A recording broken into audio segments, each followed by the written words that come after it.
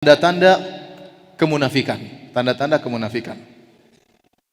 Hadis yang ketujuh dan hadis yang kedelapan. Hadis yang ketujuh, an Abi Hurairah radhiyallahu anhu, dari sahabat Abu Hurairah radhiyallahu anhu.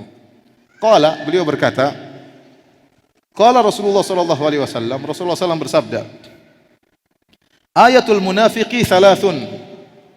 Tanda-tanda orang munafik ada tiga.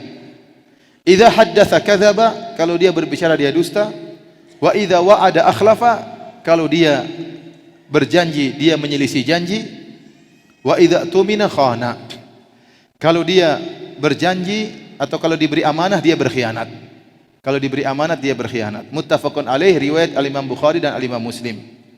Walahuma, dalam riwayat yang lain dari hadis Abdullah bin Amr bin As radhiyallahu ta'ala anhuma, kalau tadi dari hadis Abu Hurairah, ini hadis yang lain dari sahabat yang lain juga diriwayatkan oleh Imam Bukhari dan Imam Muslim, hadis yang ke-8. Ada tambahan, wa idza khasama fajara, kalau dia bermusuhan atau dia lagi bermusuhan dengan sahabatnya atau saudaranya, maka dia berbuat fajir. Ya. Baik para hadirin dan hadirat yang dirahmati Allah Subhanahu wa taala. Ya. Adapun hadis Abdullah bin Amr bin Al-As, lengkapnya Rasulullah SAW berkata, arba'un man kunna fihi kana munafikan khalisan.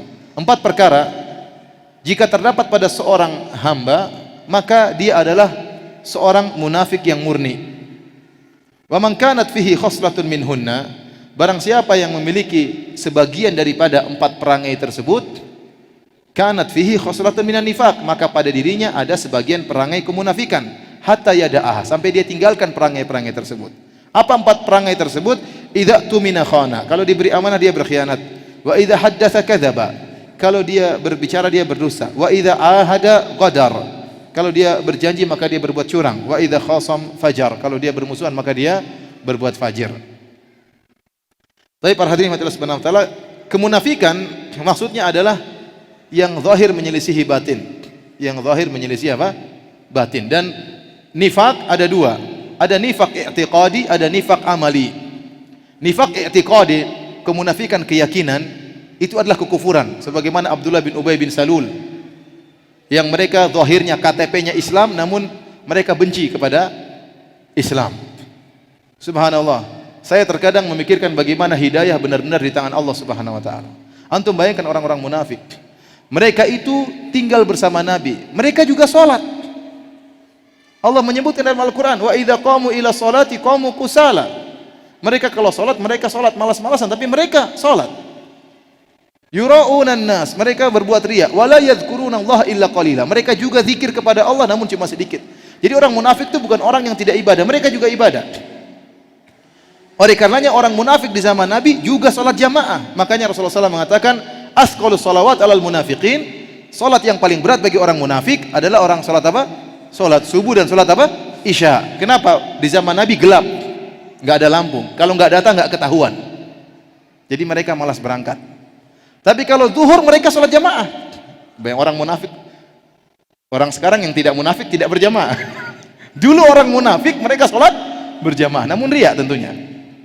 Mereka salat zuhur, salat berjamaah. Mereka salat asar, mereka salat berjamaah. Maghrib masih remang-remang mereka datang karena kelihatan. Waktunya isya udah lenyap. Kenapa nggak datang, nggak ketahuan? Jadi mereka sholat. Yang menakjubkan juga mereka bukan cuma sholat, mereka dengar ceramah Nabi, mereka lihat mukjizat Nabi. Mereka lihat atau tidak? Mereka lihat. Terkadang mereka ikut jihad bersama Nabi SAW. Mereka dengar wejangan-wejangan Rasulullah SAW. Mereka orang Arab, ngerti bahasa Arab, ngerti isi Al-Quran. Mereka mengerti tentang balaghah dan keindahan bahasa Al-Quran. Namun mereka tidak beriman. Ini menakjubkan. Ini dalil bahwasanya hidayah di tangan Allah Subhanahu wa taala. Saya heran, saya ke Saudi ketemu dengan teman-teman orang Libanon. Kata mereka di Libanon banyak Kristen. Loh, kok bisa Kristen? Kan ngerti bahasa Arab. Kan bisa baca Al-Qur'an. Kita bilang iya bisa, tapi hidayah di tangan siapa? Allah Subhanahu wa taala. Orang munafik yang dengar ceramah Nabi saja tidak masuk Islam. Mereka masuk Islam karena ketakutan saja, sehingga zahir mereka Islam, KTP-nya Islam, batinnya kufur.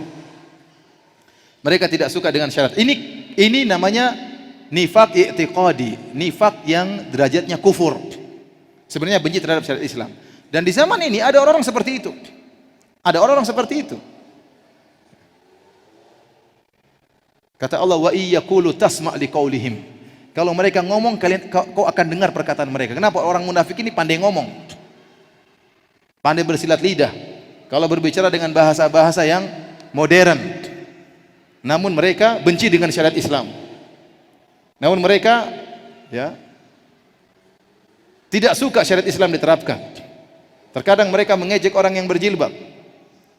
Namun mereka mengatakan pernikahan sejenis juga boleh. Mereka mengatakan semua agama masuk surga.